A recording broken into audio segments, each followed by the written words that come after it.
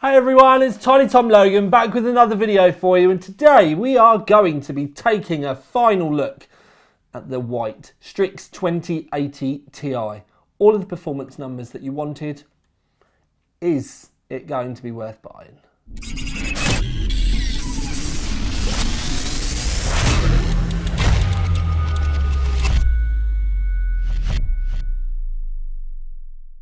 So I have already done a preview of the card, which you can go back and find on the channel if you'd like a slightly more in-depth look at all of the aesthetics. Essentially, it's a white Strix. You get a nice ruler that comes with it, which is made out of the same sort of material that they make the motherboards out of. Does look nice with some extra kind of stuff on there, but it's essentially a funky ruler. Could make a nice prop for your gaming room, or you could even take it to work or college. Nice. Couple of white Velcro cable ties, and to be fair, the box, everything inside it's white as well. They've made more effort than I was expecting them to do, especially with inside the box. But the card itself, it's pretty much how you would have expected it to have been. It is a white Strix. The only thing that I was slightly kind of not surprised by, but they've changed everything. The big brace that goes around the side, all of the fans, and I might add as well, the brace goes all the way around the card. They've even changed one of the thermal pads that's very visible. That's now white. The fans are all white. The fan badges are all white. Down the side of the card where it says Republic of Gamers, that's white. The ROG eye on the back of the card, that's now a mirror, but it does still light up. I will show you the lovely RGB now, so the back plate does still light up. And the front, as expected, where it did with the old one, that all lights up now as well. They've just gone to great lengths to make it that little bit more, let's just call it snowy. All of the caps, so all of the covers for the I/O around the back, their white SLI bridge is white or NVLink. And then even the little silicon cover that goes over the PCI Express slot, that's all white as well. Now I know you were going to take that off, but it's just to show you that they've gone to a lot of effort for this, because these are normally, you know, black, so they've obviously made them specifically for the card. I actually hope they're going to end up doing other versions, but I don't know, but I do hope. So it all looks rather lovely. Now, it just being white would be quite nice for a lot of us, but it's also the hardware, the core on it is actually cherry picked as well. Now, the numbers that they give, they say up to 1770 megahertz boost, but then the GPU boost 2 kicks in anyway, and then we'll overclock that even further. But they do say it's got a 300 watt power target now as well. Now that doesn't mean that the card is going to use 300 watts. What it does mean is it can use more power if needed than the original Strix, which I might say, if you want to go and have a look at the OC3D website, there are a lot more graphs and data and everything over there. Now, what I do want to do is I've actually got some normal 2080 Ti versus Strix versus white Strix video gameplay to show you before we'll go into looking at some of the numbers in graphs. But like I said, if you want to go and have a look in more depth at how this does perform, you can click the link underneath and go to the OC3D website where you can pick through all the graphs. Okay then, so these are the specifications of our test rig, and they may look slightly dated, and you would be correct, but that's because we've been using the same test rig for a long time, which means we can go back and just pull graphics cards out from nowhere, and we got direct comparisons. So what we ended up doing is we took the reference 2080 Ti and the original Strix 2080 Ti, which we then overclocked to the settings that we used in the original reviews. So basically the maximum overclock that we achieved before is the one that we used for now. And then all of the video footage is overclocked. So then that does mean that the Strix white 2080 Ti, which is cherry picked, will be at its maximum overclock as well, and that's the results that you'll see throughout the graphs in the video as well, but you also do get the stock results there as well. So basically, I'm just giving you the information for the overclocks of the other cards, and then we swiftly move straight into Borderlands 3 with the reference card. It's 4K on Ultra, and it's the Ultra preset pretty much, rather than turn everything to ultra, and then you can then see the black 2080 Ti come in. Now straight away we can see lower temperatures and ever so slightly sometimes higher FPS, but not always a lot. You have to watch them pretty carefully to see a difference there.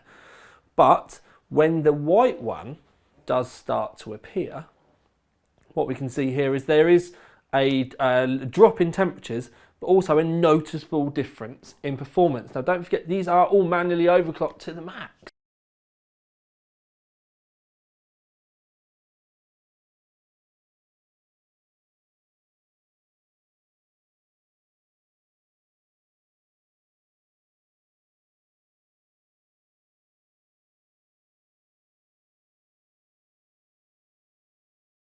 Straight into Resident Evil, and it's the same kind of format as you've seen before. Reference card first, sets our base layer, still overclocked. Then in comes the 2080 Ti, the Strix I should be saying. Temps much lower, performance is a little bit up consistently as well, but not by a massive amount, but it's definitely there. Biggest difference is going to be the temps with this one. But then, when the white one comes in, temps go down even more, but more importantly, the FPS is well up there. And that's something that we found consistently with pretty much everything.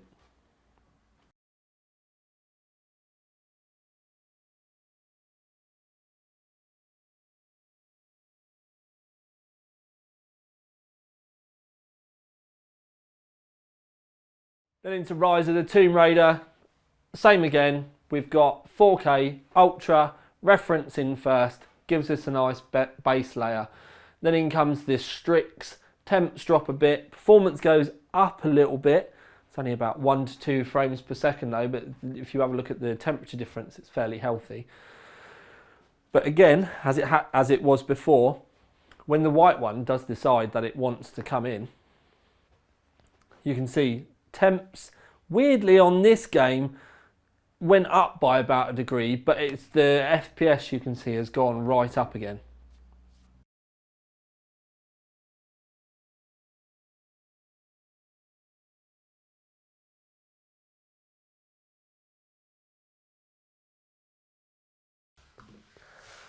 So in compared to the other two, it's obviously done really well. Now you are going to want to know, does it do well against things like, let's say, the Aorus 2080 Ti. I've done the Aorus Waterforce in the past, so I've got those numbers, and I've also done the 2080 Ti Lightning.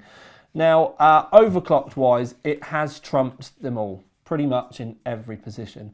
The only interesting thing is in reality where it comes in at stock, and that kind of depends on the game as well. It's done really well in some, and then in others it's kind of mixing around the other overclocked cards. But it's never done badly, even at stock. It's one of the quickest stock 2080 Ti's that I've ever had the pleasure of testing. But it's the overclock where this does come into play.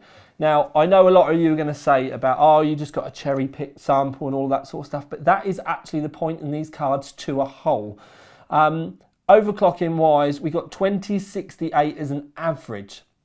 So when you say average, a lot of people kind of go straight to the peak. And like 2100 has always been a hallowed number. You know, oh, I got 2100 megahertz out of my 2080 Ti. But something that you guys need to understand is with these cards, 2100 is actually really easy to get. But the problem becomes when it doesn't stay at 2100 very long. It might only spike up to 2100 for a matter of seconds, and then it ends up, the clock comes back down. And that's because we don't actually get a chance to specifically fix the cards to where we want them. So you can go into GPU-Z and you can set it so it just shows you maximum numbers, but it doesn't matter how long it was at that maximum number, which is why we always stick with an average. And this one did do an average of 2068, but with a peak speed of 2130. So the peak, we'll never know how long it actually stays there, but you can see with the overclock that it's actually very healthy and has pretty much smashed the top of all the graphs. But I would specifically, personally, aim my attentions at that 2068 average, which is incredible for one of these cards. And I think personally that it's done really well. You can see that the temperatures are pretty much on point as well. Then again, it's a Strix card. Now, I have thought for a while, in all honesty, that the black Strix needed kind of a revamp. And seeing the white one, I do really like it. I'm a personal fan of white hardware, and I do think it's a nice kind of change for them to bring in and kind of rejuvenate the Strix branding. But I do think that, you know, maybe with the next generation of cards and stuff, I do think that they're going to need to do something, maybe even if it's just the plastic side of things. But I do think that ROG needs to put the effort in and bring something new to the table, because we've had this same design for quite a few years now. But at the end of the day, it does look the piece. It's built like an absolute tank. There's no creaks. It doesn't feel cheap like some of the other white cards can do. And it's just got that Strix quality feel. And if you're willing to put the time in for the overclocks, as I've shown you, it's an absolute cracker of a card. Now, pricing. The problem is, at this present moment in time, I don't know. It would be lovely to think that it might be the same price as a black one. I don't think it will be, because of that cherry-picked nature. It'd be nice to think that it might only be £50 more. I don't think so, because of that cherry-picked nature, and you have to kind of factor in the ROG tax. So the price is probably going to want to sting, or probably will sting. But at the same time, they're not going to be mass production. And I actually think that if anyone does end up getting one of these, they're actually going to be probably quite lucky, because there's not going to be a lot of them. They're certainly not going to hang around in the shops very often. And judging by the preview comments, there are a lot of people literally trying to hunt these down to get them. I wouldn't be surprised if you see do you remember when the original 2080 Ti Strix launched and the price was $14.99? I wouldn't be surprised if that kind of price pops out again. Now, that would price a lot of people out of the market. It actually make me quite upset, because I'd love to buy one as well, and that would price me out of the market. But nevertheless, if you like white hardware and you want pretty much, I mean, I know a lot of people are going to say about the Hoff, and sadly, I've not been able to test the Hoff. I've not had one come through here. If Galax would like to send me a 2080 Ti Hoff, I would very much like to, because I've always tested the white ones in the past. I've just not been able to get my hands on one this time. But at the moment, as far as white cards go, it's the only one that I've had of this calibre, and it tops my graphs.